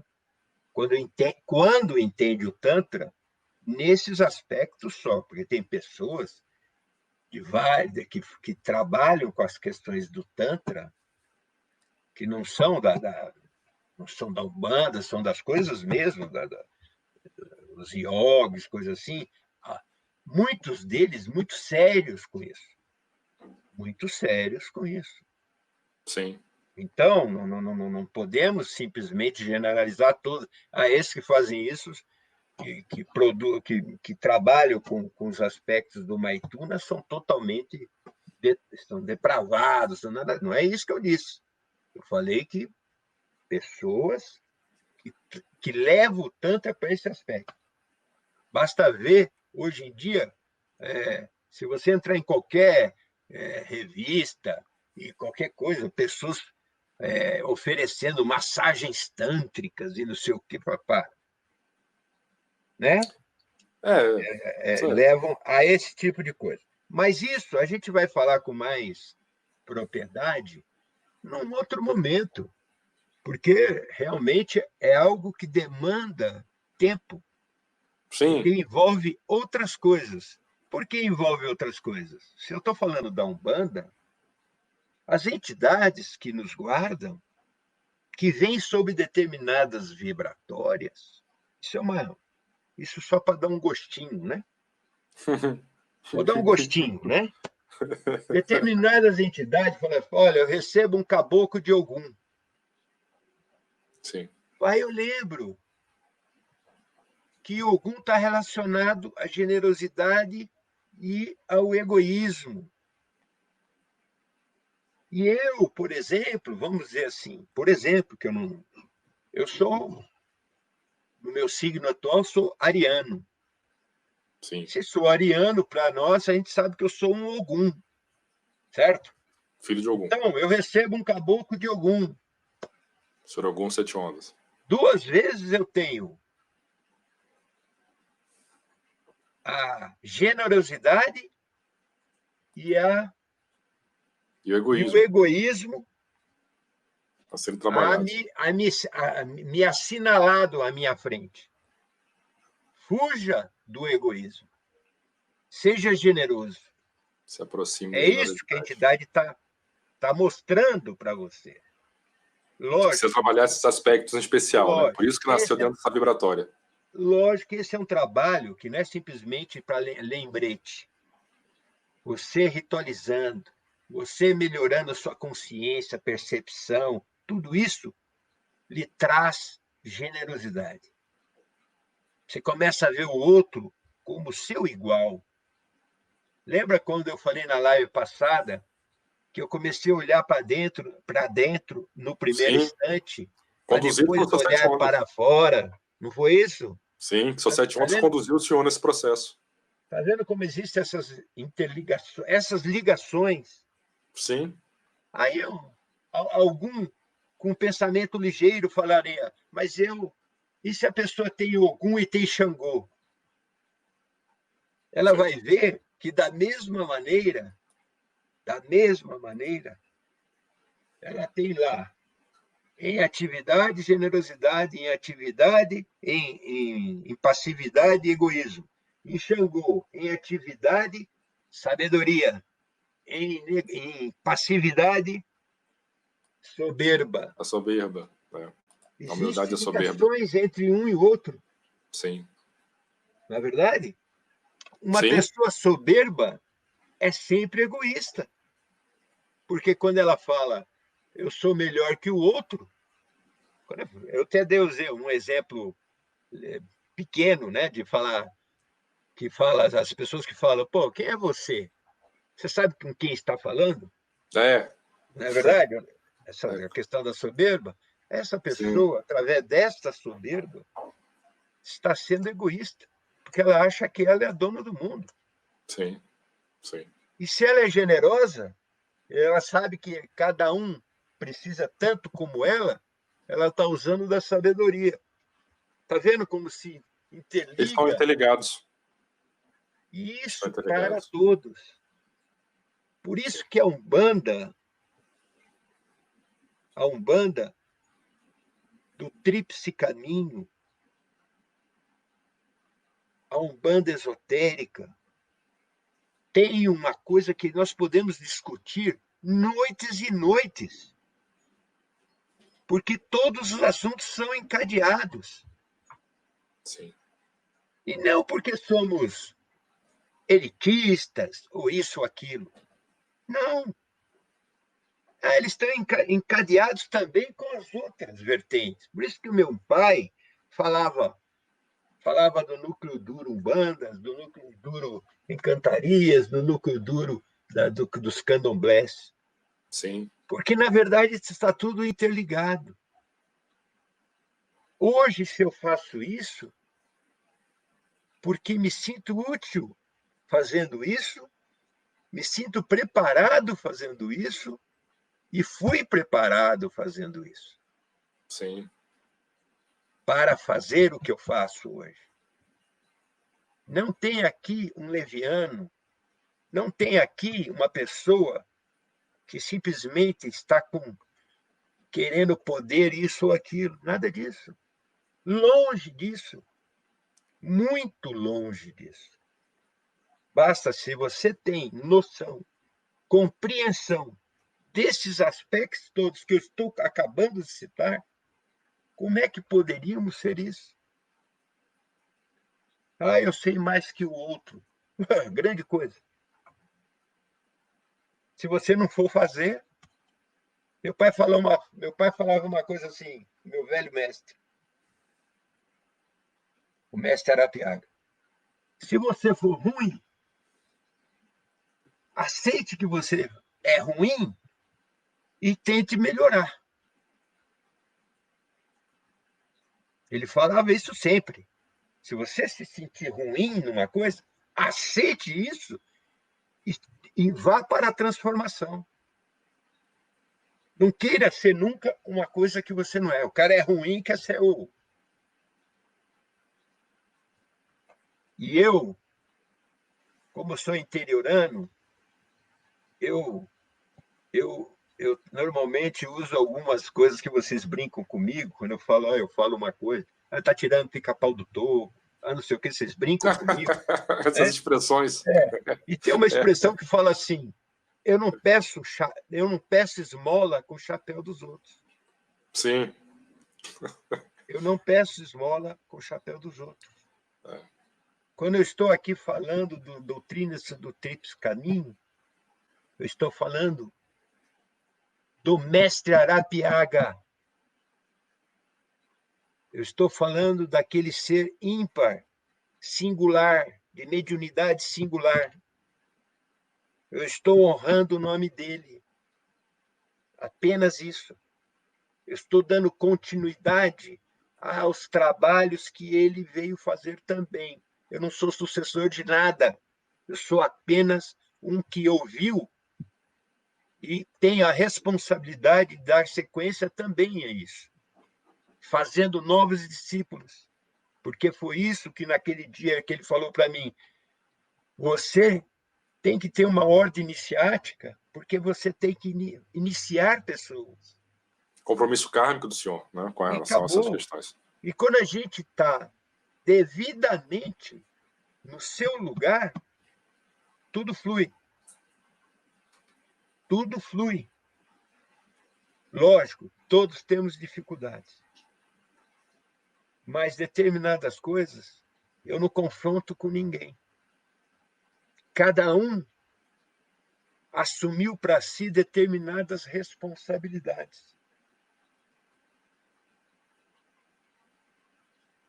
Num próximo momento, eu vou trazer aqui determinados documentos.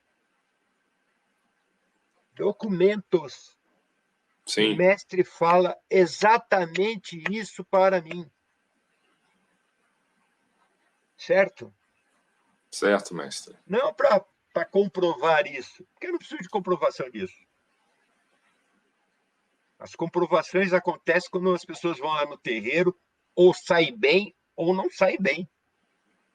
Se elas foram lá, receberam, ajustaram, encaminharam, meus filhos estão bem, encaminhados, protegidos. Todos temos dificuldades na Terra. Ninguém aqui nasceu para ser o... né? Mas a gente não vive no paraíso, né? Todos estão bem encaminhados. Sim. É esse o meu trabalho. Sim. E se eu conseguir realizar meu trabalho dessa forma até o final da minha vida, eu me considero vencedor. Porque assim vou para o outro lado da vida feliz. É isso aí, Guilherme. Já tem 1h38. E 38 minutos. Você tem algumas coisas a falar aí que... né? Sim, sim. Aproveitando só o gancho do senhor, por dentro das religiões afro-brasileiras, essa questão da ancestralidade, do respeito pelos ancestrais, ela é muito importante, ela é muito presente, ela é determinante, ela é fundamental. O senhor sempre, com muito respeito, deferência e carinho, fala do mestre Arapiaga, assim como nós, seus filhos, também o falamos, né?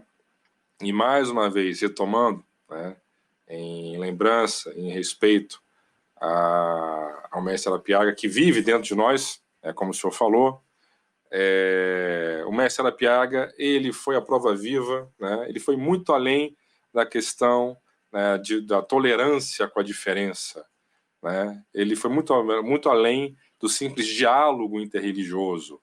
Ele efetivamente vivenciou, essa foi a primeira obra dele, né? Umbanda, Protossíntese Cósmica. Eu só quero mostrar isso aqui. Sim. 1987, o mestre Arapiaga, ele lançou essa obra em... 89, se não me engano. 89. Isso. Isso. Em 89, eu estava em Ribeirão Preto e ele mandou essa obra para mim. Estava lá a trabalho, só para... Certo, mestre. E aqui ele mandou Dedicatória? uma dedicatória para mim, Sim. e com a assinatura dele e tal, e que, às vezes, tiveram algumas pessoas que, por eu estar em Ribeirão Preto nesse momento, não sabiam que eu trabalhava numa empresa e quando entrou o Collor, todo o departamento foi excluído da empresa. E eu tive, naquele momento, que ir para Ribeirão Preto porque eu estava sem emprego em São Paulo. E algumas pessoas deram uma conotação que eu tinha me afastado do mestre Arapiaga. Pelo fato de ter se mudado para Ribeirão Preto a trabalho. Sim. E outras coisas mais que não interessa aqui, mas eu tenho aqui como documental aquilo que ele fala. Quem se afasta não recebe livro do mestre. Livro este que ele escrevia isso à noite, porque foi um livro ditado pelos seus 7 espadas. Sim. Ele escrevia o capítulo e no dia seguinte nos chamavam à casa dele. Quando naquela época ele estava casado com uma mãe Terezinha na época. Sim. E ele lia os capítulos e eu tive a oportunidade de, junto com ele, de ajustar todas as artes daquele livro, do primeiro livro.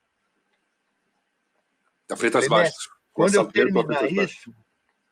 terminar isso, eu vou para Ribeirão Preto. Porque lá eu vou ter condição de ter algum trabalho, porque na época as coisas se fecharam. É por causa daquela loucura econômica do Collor. Ele pegou a poupança, todas aquelas coisas. A Zélia pegou citando isso aqui porque me veio a lembrança, as coisas do mestre Arapiaga. E outro dia eu falei, poxa, que saudade de meu velho. Coloquei até um vídeo que estavam... compartilhei um vídeo que apareceu dele. De um rito de Umbanda Oriental. E ele sabe disso. Fale, Guilherme, desculpe. Não, mestre, eu só dizia que o mestre está muito além, né, de simples tolerância com o diferente, né? Precisamos tolerar o diferente, ou então precisamos conversar com outras religiões. Não. Ele foi muito além disso e efetivamente vivenciou formas diferentes de linguagem, formas diferentes de concepção de sagrado, formas de fé diferentes, né? Então ele vivenciou a Umbanda, vivenciou as encantarias e vivenciou os candomblés, né? E provou que essa universalidade do sagrado, né, que o sagrado ele tem esse caráter, né, essa unidade, universalidade, é a espiritualidade que está em todos nós, independente da linguagem, da forma como o vivenciamos, né? Ele provou que é possível. E ele sempre que ele era perguntado, mas qual é a sua religião? Né? A minha religião é a não religião, no sentido de que ele não estava preocupado com prosélitos. Ele não está preocupado, ele está preocupado com algo que transcende, que é universal. Ele era universal. Quem o conheceu sabe que ele era universal. Não a Igreja Universal, né? Ele era universal. Não acharem que ele era universalista, né? Ele era universal. Ele era essencialmente uma pessoa, um ser universalista. Exatamente. Né? E deu prova disso por dentro das religiões afro-brasileiras, vivenciando intensamente esses 3 núcleos, né, duros, que teoricamente nós falamos, que é o núcleo das umbandas, das encantarias e dos candomblés, né? Respeitando as características e tradições de cada um deles. Ele não fazia uma miscelânea, uma salada, né? Então, cada um deles tem seus próprios fundamentos, ele os respeitava e os vivenciava integralmente com plenitude. Então, de fato, é uma pessoa singular, né? O ser ímpar. E aqui fica, mais uma vez, e como sempre, registrado a nosso respeito, a nossa deferência ao nosso mestre e a toda a nossa linhagem, né? Nós temos uma linhagem. Nós, filhos do senhor mestre Guiberi, filho de mestre Arapiaga, filho de mestre Apacani, e temos muita honra da linhagem à qual pertencemos.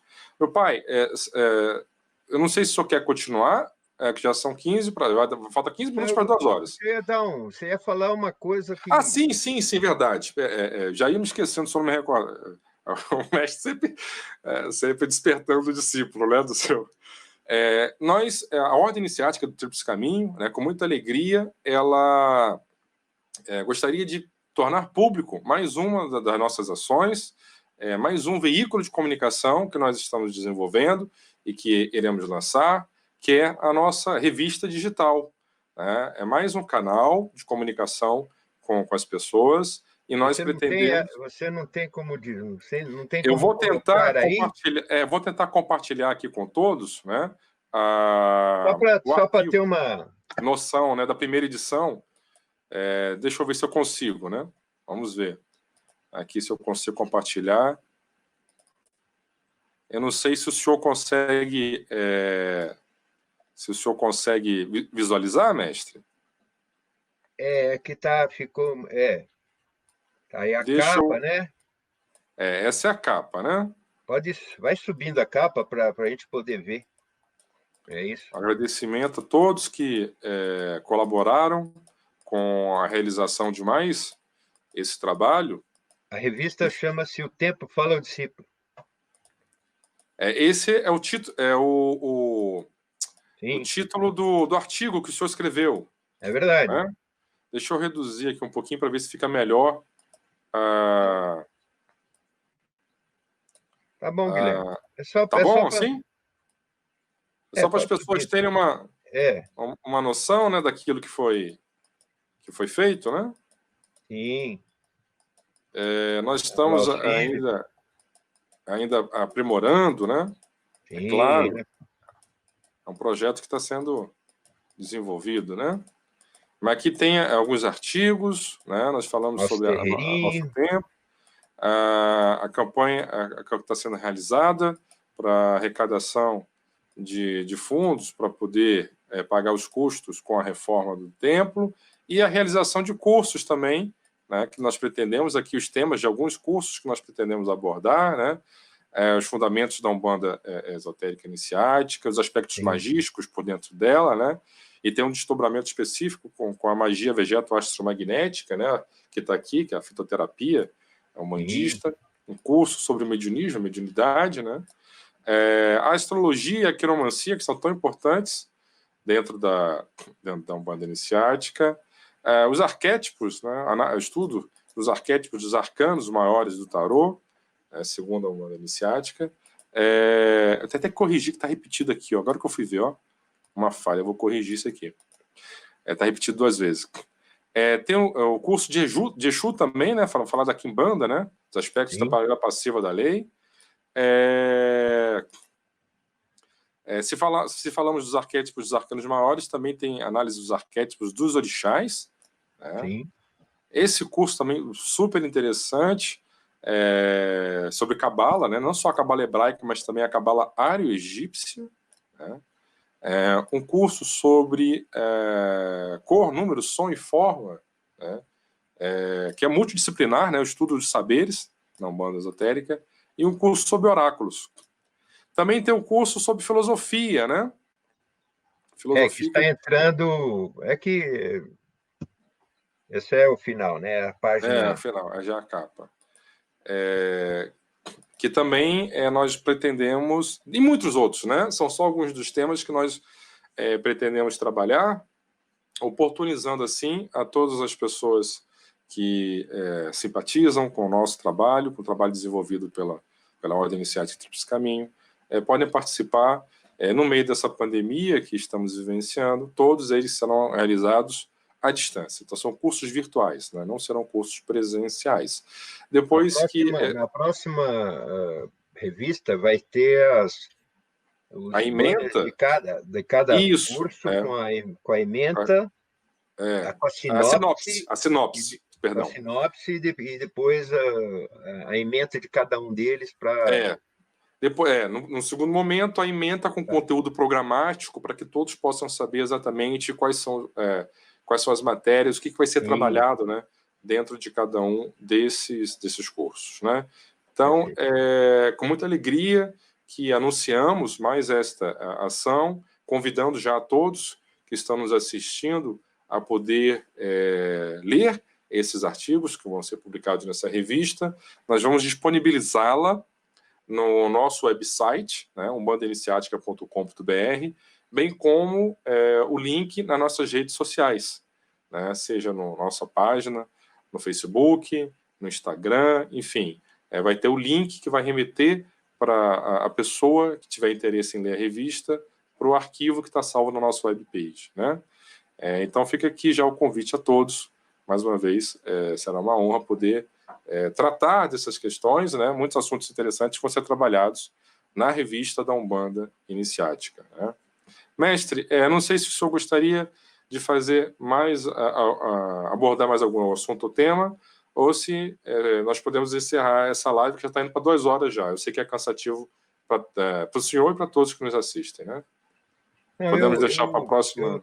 Eu tenho me sentido extremamente à vontade em relação a isso. Falar dessas coisas não nos cansam,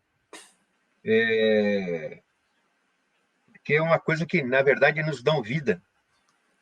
Apesar de eu ter falado lá de ficar jogando para fora determinados... no sentido do dispêndio energético, né? Dispêndio energético, mas como nós estamos falando sobre coisas que fazem as pessoas acordarem, se libertarem de determinadas coisas, de preconceitos, terem novos conhecimentos. Isso, na verdade, se traduz em vida. Por isso que eu falei lá do mestre que é versado nas coisas mântricas, que eu chamei de Mantresvara, né? Sim. Né? Aquele que tem o poder através de falar uma determinada palavra para o discípulo. Força, de poder, despertar o discípulo. E deixar impregnado o discípulo ou a pessoa que vem até ele, deixar impregnado de uma energia que faz movimentar a pessoa, que tira a pessoa da inação, que leva a pessoa a uma iluminação interior que até então ela não tinha. Sim. Então, esses aspectos não nos causam dispêndio, na verdade. Esses aspectos nos dão mais vida, porque, usando o linguajar popular novamente, quando falava, eu vou acender uma velhinha aqui para você, na verdade, o primeiro a ser iluminado é aquele que acendeu a vela. Sim. Então, eu agradeço a oportunidade da companhia, sempre, nesse meu pequeno espaço aqui da minha casa, né? Vocês podem notar que eu não uso minha túnica sacerdotal quando eu faço essas lives. Primeiro porque eu uso apenas uma túnica simples, porque isso já está em mim, primeiramente. Já faz parte de mim, dessas coisas. E se eu tivesse no meu templo, no meu terreirinho, eu, em deferência a ele, estaria com a minha túnica sacerdotal. Mas eu estou em casa, num domingo, e eu tenho certeza que vocês não se importam com isso. Eu agradeço, peço as bênçãos aos orixás, guias e protetores, às almas santas ou às santas almas, para que, na sua imensa misericórdia, ilumine a mente de todos, trazendo paz, ilumine o coração de todos, trazendo compassividade, ilumine o corpo físico através das energias positivas, trazendo saúde, que é o que mais precisamos nos dias de hoje. Muito obrigado a todos pela paciência e compreensão. Que assim seja. Que assim seja, mestre. Nós que agradecemos a oportunidade sempre de aprendizado, de crescimento, de maior conhecimento acerca da realidade espiritual. E lembrando sempre, essa e as demais lives que realizamos estão todas disponíveis no nosso canal do YouTube, né, Umbanda Iniciática. Agradecendo a todos pela participação, né, fiquem em paz e, como sempre, luz na mente e paz no coração. Aranão a todos. Até o próximo domingo. Aranão.